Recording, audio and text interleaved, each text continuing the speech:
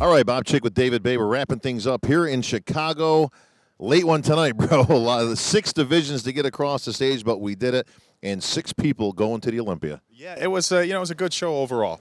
Not not the biggest IFBB show of the year, but definitely some quality competitors. We got to see some really exciting action in the 212 and in the Open between some of your top guys. So I had a good time. Always all these Tim Gardner shows are a good time. Class act, and everybody gets treated real well, from the athletes to the press to the fans and stuff. So another good weekend in Chicago for me. Yeah, big congrats to Tim Gardner and his entire production crew for putting on an A1 event. The athletes were treated like gold.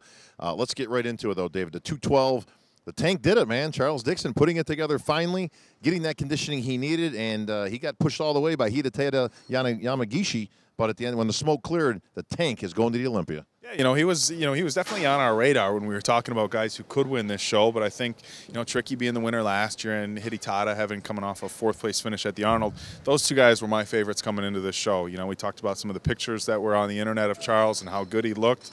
It's nice to see once in a while those pictures on the internet equal as good as conditioning on the stage. Charles definitely brought it, and for as unfitting as some people's nicknames are in the IFBB, the tank works very good for Charles Dixon. He's wider than he is tall, so there's no question about that.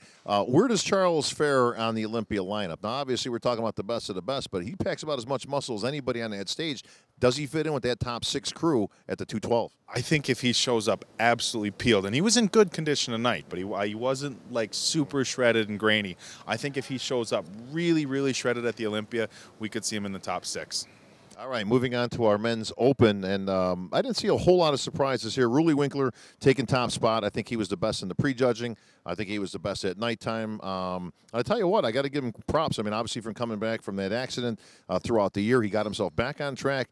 Ruli can now not really take it easy. He's kind of got to get right in their preps, but looks like he may be peaking for the Olympia. Yeah, he definitely wasn't at his best. Like I said earlier on today after prejudging, when he walked out, he was a little bit light on color and oil. I thought he could have been a little bit better in those departments. But when he walked out, my first thought was this guy is off. He came out, started hitting poses. As soon as he started hitting poses, it was like, oh, never mind, he's not off. Yeah, right. Now, I don't think he was at 100%, though. He's definitely going to have to be better at the Olympia. He's one of these guys where he can probably show up a little bit off at the Olympia and still be a top 10 or 12 guy. Sure. But if he's looking to crack that top 6, which I think he can, he's going to have to be peeled, and he's going to have to be better than he was today. Well, Issa Obiad looked like he might have been in the 2nd place in the morning, but it looked like it might have flip-flopped at night. Jojo Notifero really bringing it on strong. He looked better at nighttime than Issa did, and I think that was close enough where the judges may have made a decision here at night, so it does count. Yeah, the critique that JoJo's always had is his conditioning from the front has been good, and his conditioning from the back has not always been so good. Similar critique to what Issa gets. JoJo showed up today. His conditioning from the front was what we're used to seeing, but he was really sharp from the back as well. Issa he looked bigger to me. His quads looked bigger than we're used. But not as sharp.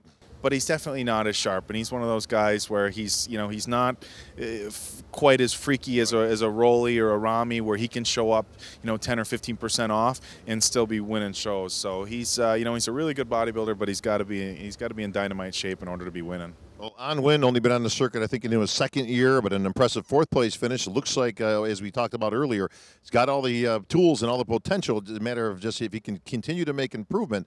You may see his name in the winner's circle before long. And Akeem Williams rounding out that top 5.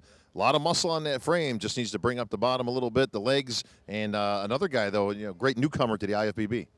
Yeah, Akeem, I just talked to him off stage a little bit. He looks a little bit disappointed. He was shooting for a little bit higher place. He's one of those guys where, when you're talking about what he needs to do to move into, the winner's circle or at least be top 3, there's not a lot of critiques. It's not like you need to fix this or you need to fix this. His legs do need to come up a little, but he just needs to be tighter.